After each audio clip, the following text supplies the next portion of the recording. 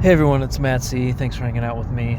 This one's audio only because my phone is over 99% full and I can't figure out how to clear enough space on it so I can give you a nice video. So let's talk about genre. Genre is really important. I see a lot of people tripping and falling on their knees, on their elbows, coughing blood, dizzy and delirious, and can't recall what day it is because of misinformation campaigns about genre. So I ran a poll a few days ago, and I asked because I was seeing some kind of static in the air about what sci-fi and Western are. People were quote retweeting me. This is on Twitter about how sci-fi is not a genre, that it's a setting, and same goes with Western. I didn't interact. It's everyone. In a way, like if sci-fi and Western just become a setting, if everyone collectively agrees it's not a genre, then it's not a genre anymore.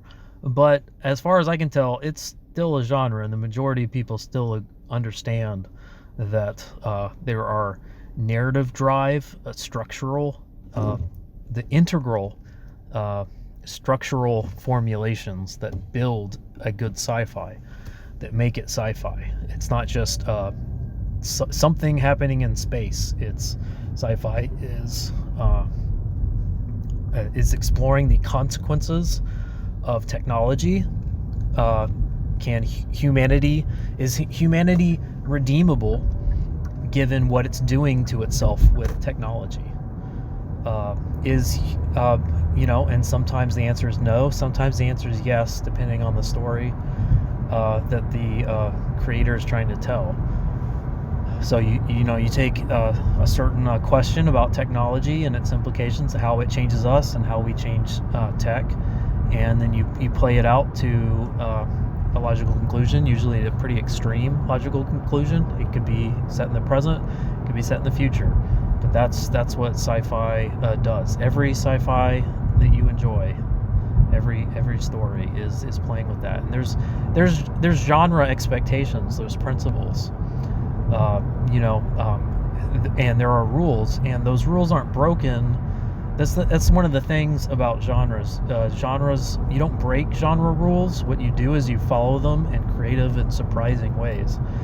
Usually you do that through merging genres. So you kind of do 2 or 3 genres at once, and you get something interesting and surprising. So a lot of you guys watch The Expanse.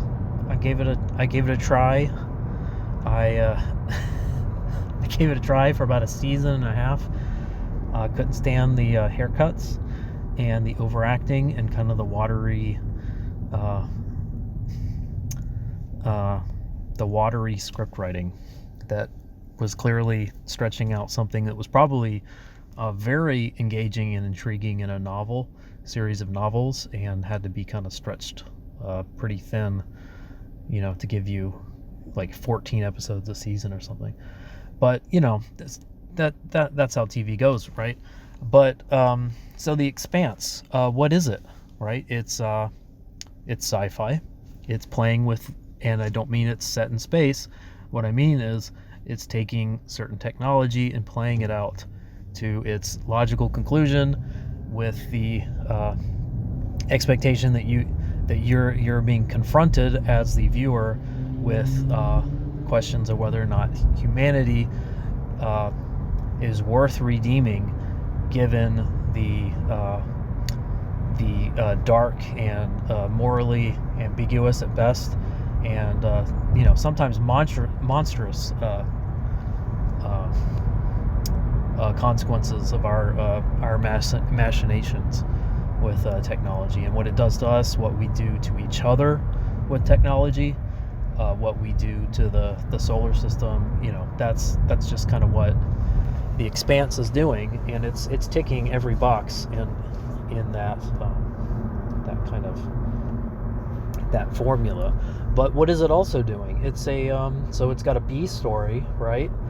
I think of it as the B story. It's the detective story. So it's about a crime taking place and a detective trying to track down the killer and trying to survive the consequences of unveiling the truth and tracking down those clues and discovering that he's in over his head, that he may be too old for this, that he's washed up, or there's going to be various allies or false allies who are trying to dissuade him from the path, or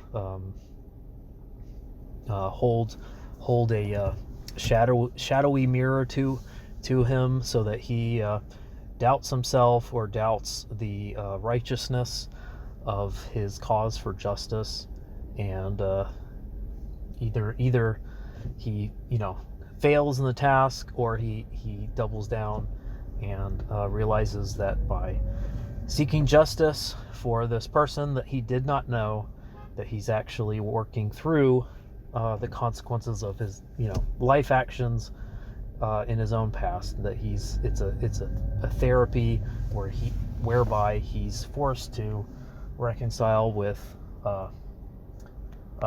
challenging weaknesses and needs in his own life, and that external justice is a symbol for the internal relative salvation for that detective. That's exactly what's happening, and on paper it's done very well in The Expanse. And just the guy needs a haircut. Come on, guys, come on. And fedora and the half head shaved thing. I mean, what is this, 2007? Anyway, and then the A story is kind of like a blue collar.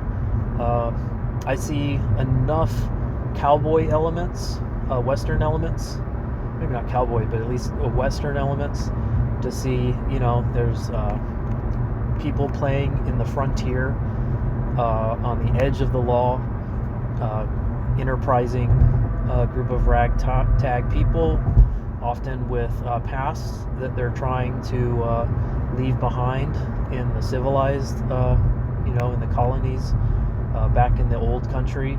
And they're trying to make a new name for themselves, usually by getting rich quick through playing the law against itself, playing opportunity, playing people against each other, and trying to survive that sort of intrigue and that the gambles that they're taking with their lives and their careers. That's kind of and then also.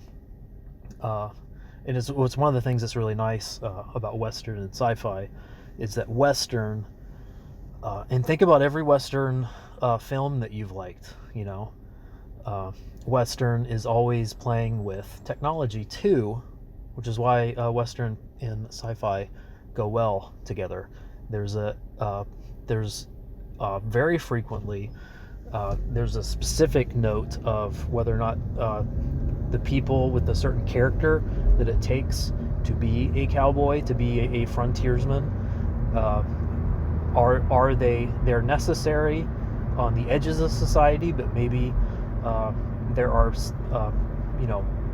men and women in suits back in the cities who consider them to be a necessary evil to civilize those edges of society and bring them to heel.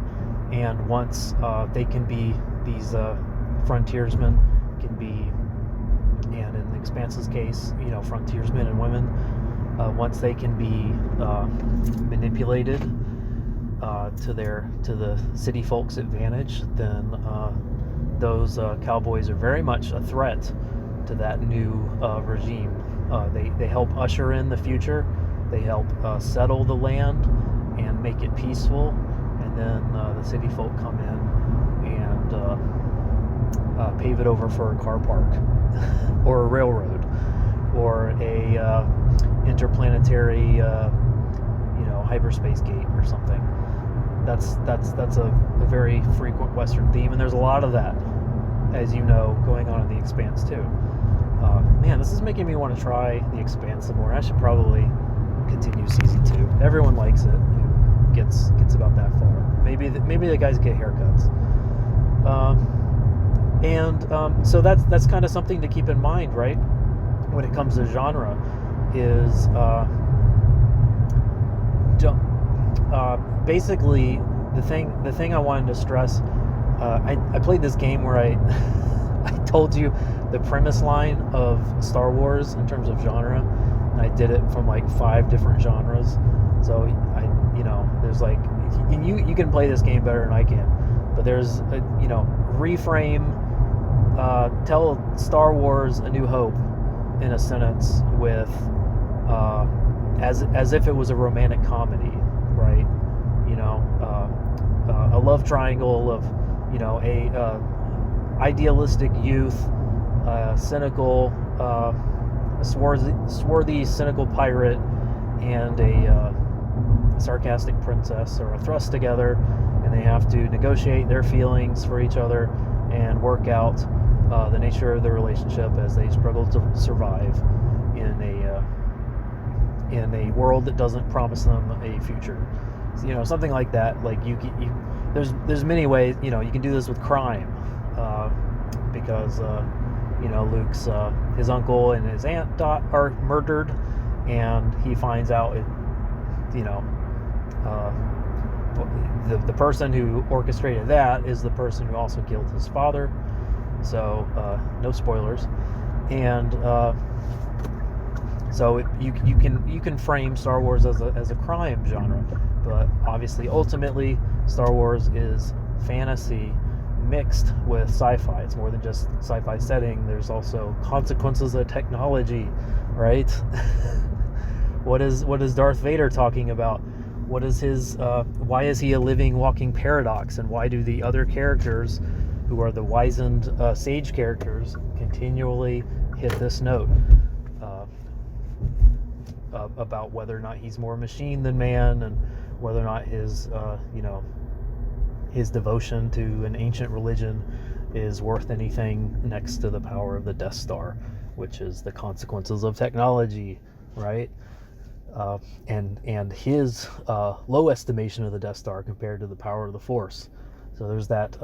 That's one of the reasons why fantasy and sci-fi go really well together, because if you can have that sort of dialogue between a fantasy spirituality and a technology sci-fi, you've got room for a lot of growth for characters, a lot of interesting dynamism that can take place, a lot of questions that the audience gets to deal with. And so there's a lot of ways you could have told Star Wars, but fantasy, you could have had it be a romantic comedy, you could have had it be a crime thriller, you could have it be a horror story, but the genres that George Lucas picked was fantasy and sci-fi, and there's a lot of reasons for that, but one of the great things about why he picked that is because it gets to highlight the hero's journey really well through fantasy, that mythic heroic cycle. And a lot of premises, basically, this is how I want to land the plane for you guys. You let me know if I'm landing it. A lot of premises actually fail because the wrong genre is being applied. So maybe people don't understand sci-fi very well. They just think it's a setting, and they think it's anything in space, instead of realizing that what they're doing is they're blending sci-fi plus a second genre to create a hybrid, a dual genre story.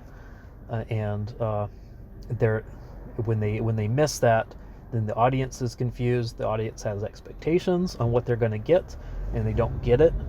The writer starts blasting off from scene to scene, and then gets confused, themselves, and doesn't know how to conclude, and gets frustrated, and then abandons the project, or maybe cuts corners and has to accommodate the limitations of the story that they themselves voluntarily created in order just to find a conclusion. These things happen a lot, and it has a lot to do with being able to tell your story, tell the premise of the story. So we're just talking character plus motivating through line, from action into that the narrative the conclusion of attacking the antagonistic Luke Skywalker heading towards that Death Star to blow it up. That's kind of what you need to be able to do to express that to your audience, and and if you can do that clearly through genre in particular, so that people know that your genre is they know what they can recognize the genres that you're playing with, and they can see that you're twisting them in surprising and interesting ways, then you've really got something, and that's how you're going to market it. So I'll talk about this more in the future, but I just wanted to kind of introduce this as an important structural element, because you're going to need it. So thanks for hanging out with me. Let me know your thoughts below, and I'll talk to you later. Bye.